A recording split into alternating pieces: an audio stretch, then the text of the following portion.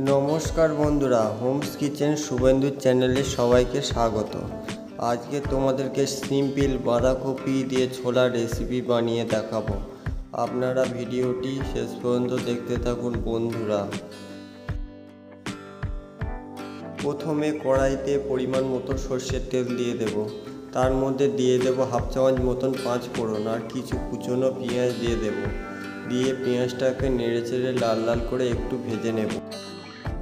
আদা, কাঁচা লঙ্কা আর গোটা জিরে একসঙ্গে পেস্ট বানিয়ে রেখেছি, পরিমাণ মতন দিয়ে দেবো। স্বাদ মতো লবণ, হলুদ আর লঙ্কার গুঁড়ো দিয়ে দেবো একটুখানি চিনি দিয়ে ভালো করে মশলাটাকে নেড়েচেড়ে কষিয়ে নেব।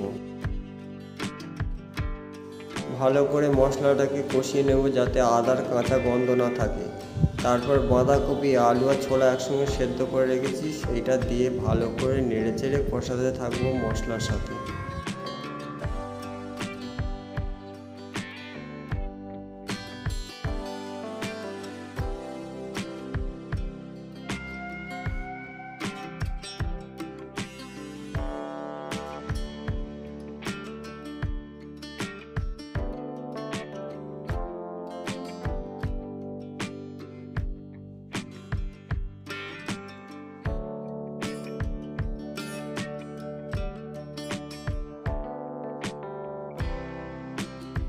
ছোলা দিয়ে বাঁধাকপির রেসিপি একদম রেডি হয়ে গিয়েছে। এবার একটি পাত্রের মধ্যে নামিয়ে নেব।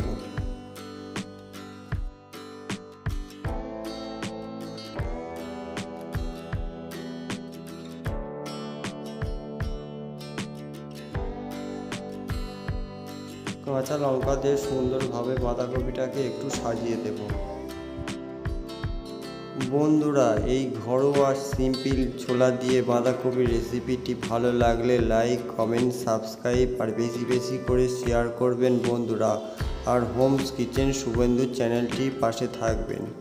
আর বন্ধুরা, একবার এই বাঁধাকপির রেসিপিটি বানিয়ে দেখুন, খেতে খুবই ভালো লাগবে রুটি বা পরোটার সাথে।